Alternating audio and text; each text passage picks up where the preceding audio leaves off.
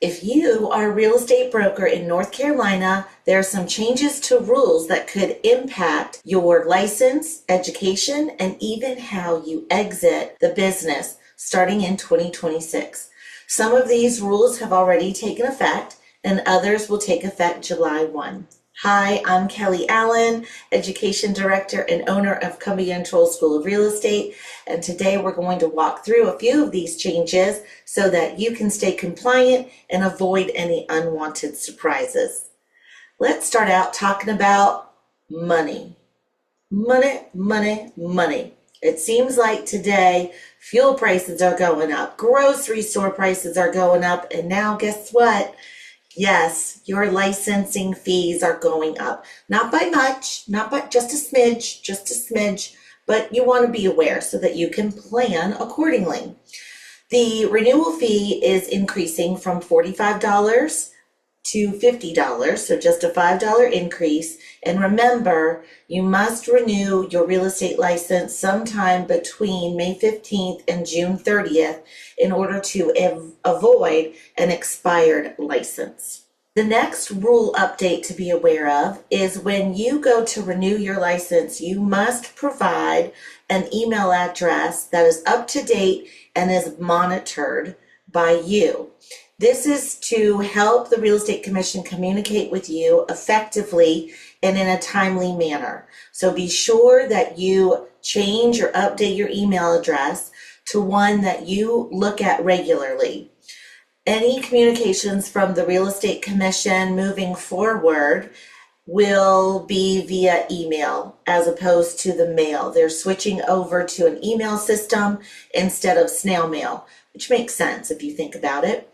But this is where the Real Estate Commission will reach out to you regarding your license status, and if you are involved in some sort of investigation, they will email you your letter of inquiry. And remember, you only have 14 days to respond to a letter of inquiry. So you want to make sure that your email address is current, it's monitored by you on a regular basis. You can update it now if you were interested simply by visiting your licensee portal on the Real Estate Commission's website.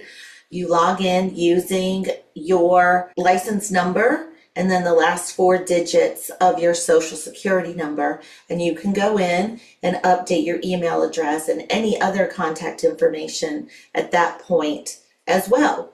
That leads me to recall the next rule change that's on my mind, and that really involves brokers in charge, perhaps a qualifying broker, and it's where the Real Estate Commission is updating their definition of an office location called a principal office. They're saying now that a principal office has an actual physical address. So you want to make sure that any contact information regarding your company, your brokerage, your firm is also updated and reflected correctly in the portal.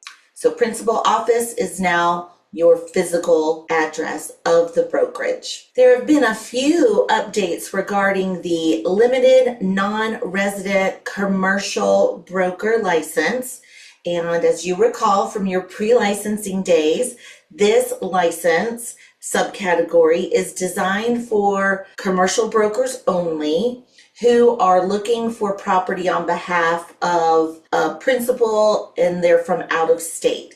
So instead of having this particular broker come and get an actual real estate license in North Carolina, there's a special subcategory called the limited non-resident commercial broker license. The update is fairly small, but the Real Estate Commission will ask an applicant to provide greater detail about their licensing history and provide a criminal background check.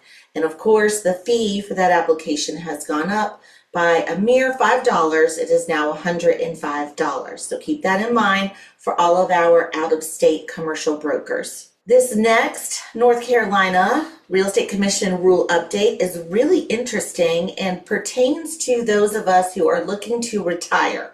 Now, I am not looking to retire yet, but when I do decide to retire my real estate license, I hope that the process is nice and easy. Currently, it's slightly aggravating if you want to retire your real estate license. Currently, to retire your real estate license, you simply fail to renew it. So let's say you're in your late 80s. You know, my in-laws did not retire from real estate until they were in their mid 80s. So let's say you're in your late 80s and you finally decide that you're going to retire from real estate. Well, the current method is you let your license expire, and after 2 years, then it simply goes away. However, during that 2-year period, you will be bombarded, I mean bombarded, with reminders and emails to, hey, you need to renew your license. Hey, why don't you come back and renew your license? Don't you still want to be a real estate broker? And apparently this got on people's nerves. And someone proposed, hey, is there something we can do about this? Because I don't like getting all these emails. You know how people can be. I don't like all these emails. What can we do? So now you can voluntarily cancel your real estate license if you're looking to retire or for whatever reason, but mainly if you're looking to retire, you simply visit the licensee portal and follow the prompts to cancel your real estate license. No fuss, no muss, no bombardment of email reminders from the real estate commissions. Last but not least is a rule change that is so near and dear to my heart in particular, and it involves online classes that we teach via Zoom. The Real Estate Commission calls this synchronous distance classes. These are classes where you're taking the course via Zoom or Google Meets or some such thing, and you have to be on camera. Your instructor is live online with you. And the rule change effective July 1 for all courses, CE, post-licensing, pre-licensing,